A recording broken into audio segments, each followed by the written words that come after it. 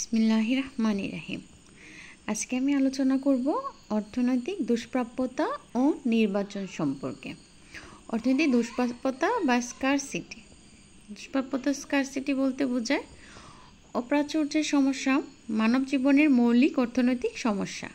মানুষের বিভিন্নমুখী সমস্যা সমাধানের সামর্থ্য সীমিত, অর্থাৎ মানুষের বিভিন্নমুখী সমস্যা সমাধানের সামর্থ্য সীমিত থাকে। তাই মানুষ তার অফুরন্ত সমস্যাকে সীমিত সম্পদ দ্বারা সমাধানের জন্য বিভিন্ন কর্মপ্রচেষ্টায় অংশগ্রহণ করে থাকে।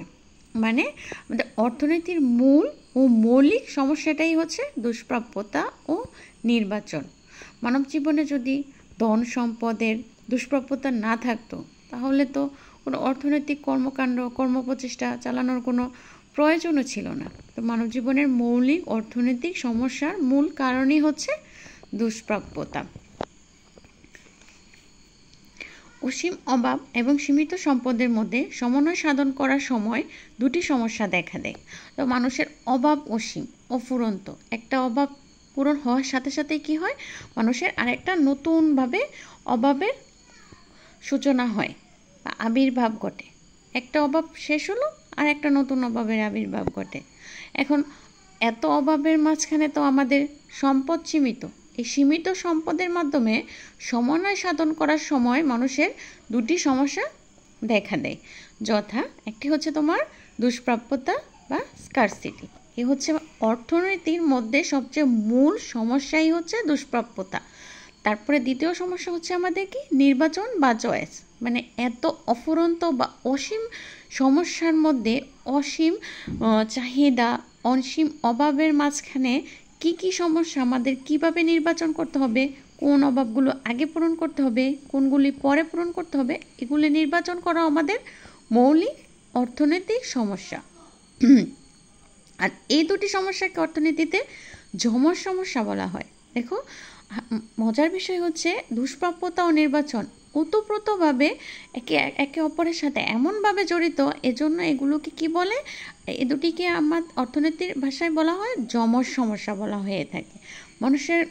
মানুষের মৌলিক চাহিদা পূরণের সম্পদ যদি পর্যাপ্ত হতো, মানুষের মৌলিক যে চাহিদাগুলো আছে, খাদ্য, বস্ত্র, শিক্ষা, চিকিৎসা, চিত্ত বিনোদন, এসব মৌলিক চাহিদাগুলো যদি মানুষের পর্যাপ্ত, মানে চাহিদা পূরণের সম্পদটা যদি পর্যাপ্ত হতো, তাহলে অর্থনৈতিক সমস্যার কোনো উদ্ভবই হতো না। এমনকি মানুষের অর্থনৈতিক কর্মকাণ্ড পরিচালনা করারও কোনো প্রয়োজন ছিল না।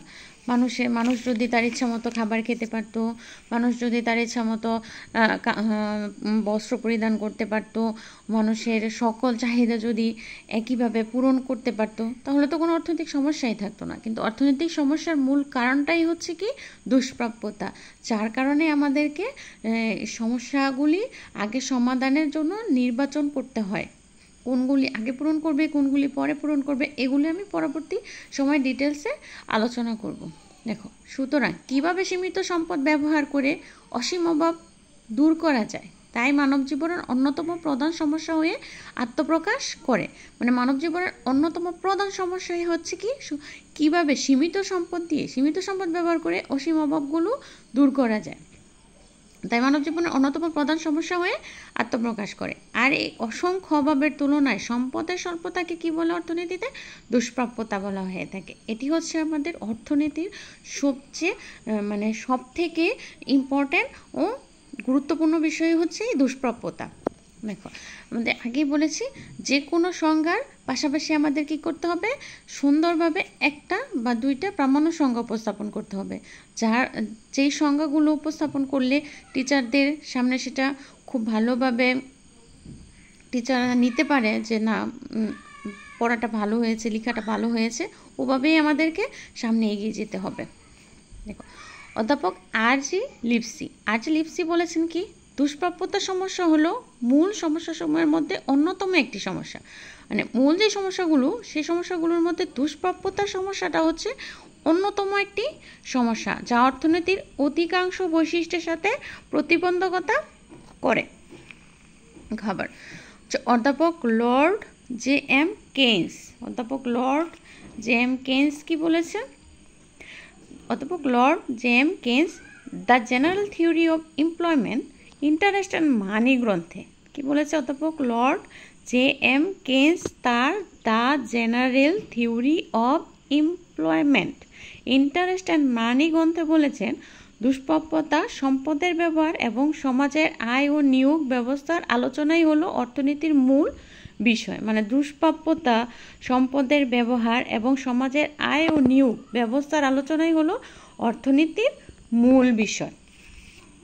এটাই হচ্ছে আমাদের অর্থনীতির মূল আলোচ্য বিষয়। তার মানে হলো কি? তার মানে হলো মানুষের অভাবগুলি থাকে অসীম, আর অভাবগুলি হচ্ছে তোমার তুলনামূলকভাবে একটার পর আরেকটা নতুনভাবে আবির্ভূত হতে থাকে। এখন এই অভাবগুলোকে পূরণ করার বা চাহিদাগুলোকে পূরণ করার সম্পদ কিন্তু আমাদের সীমিত। এই সীমিত সম্পদ দ্বারা কীভাবে অসীম অভাব পূরণ করা যায়, এটাই হচ্ছে অর্থনীতির মূল প্রধান ও আলোচ্য বিষয়।